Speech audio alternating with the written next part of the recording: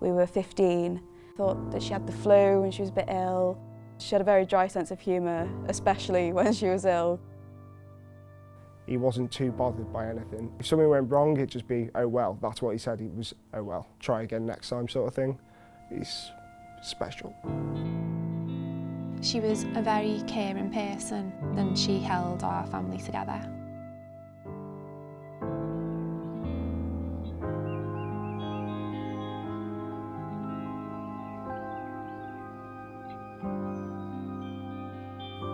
When Lou was little, at least, he was a handful, all of his difficulties.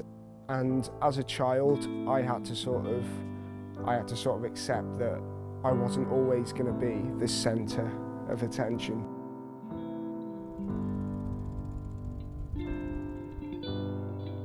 The whole event happened at school. I went back 2 days afterwards. School was fantastic, and family as well. That's all that kept me together. She was basically just the person that did everything in the house, and we didn't realise that until we lost her. My dad worked for the police, so he was always doing night shifts, so weekends we were always trying to stay together, and we'd go down to Chester for a day out, or we'd go to Wales. We used to always go shopping together. We'd go down to Manchester and go out for the day, shopping, lunch, me, her and my sister as well. I grew up in a fairly rural village, so most of my time as a child was spent outdoors, playing in the fields, at the park, very much outdoors, like we couldn't wait to get outside. Robin was very much quiet, sort of kept to herself, but she was always somebody that you could go to if you had any problems. It's very much sort of, if you needed guidance, you go to her. She walked in a room, it'd light up.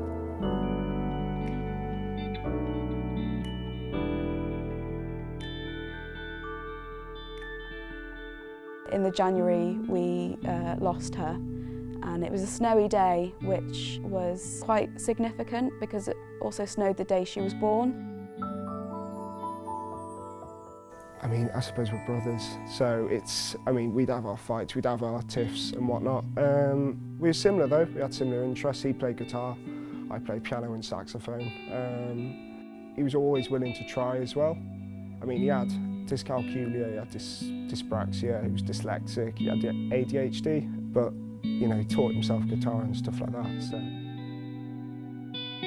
Funniest memory has to be when I used to go on a night out and I wouldn't ring her and tell her what time I'd be home, and I'd roll in about 5, 6 o'clock in the morning and she'd be sitting at the top of the stairs asking where I'd been, but then we'd laugh about it the next day because my grandma used to do exactly the same thing about her.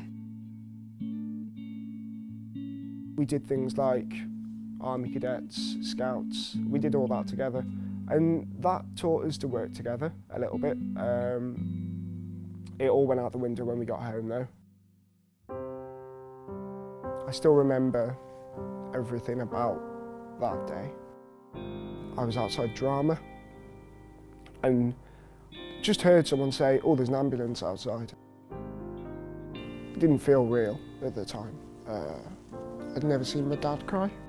But things like that, you realise how fragile everything is, and it is important to be the person that you want to be.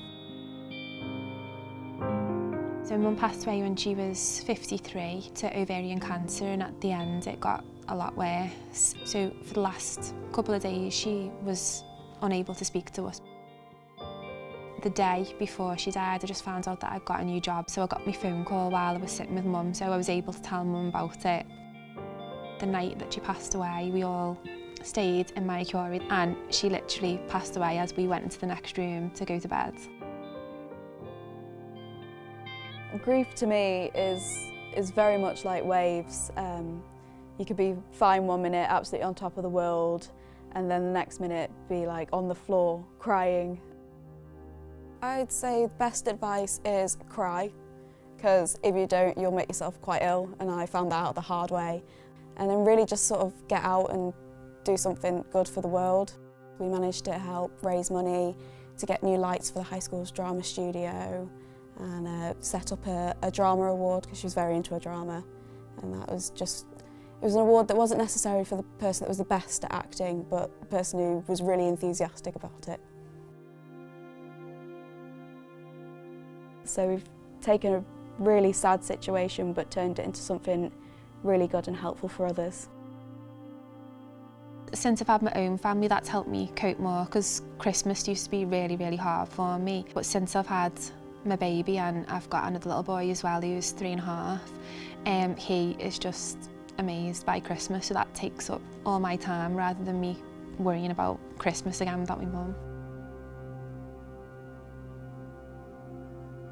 I've got friends who have had babies, and luckily my sister was able to come in with me as my birthing partner with my husband, but obviously major things like that happen in your life, you realise that like she's not there. It's just when big milestones happen in your life and you think they're going to be there and they're not.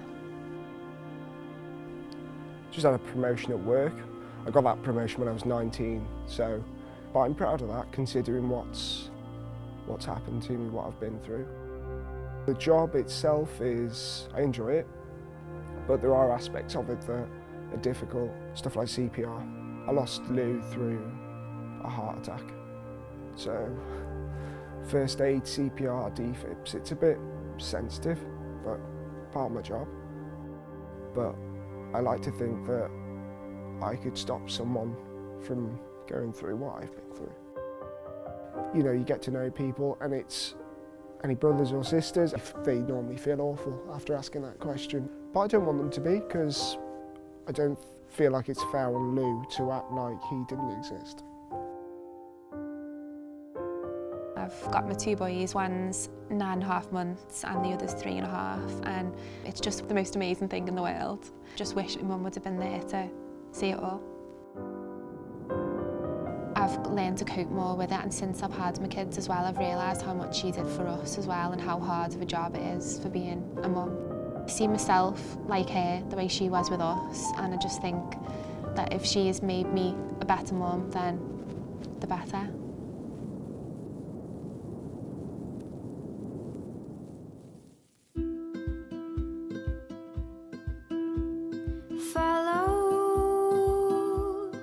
Follow the sun, and which way the wind blows when this day is done.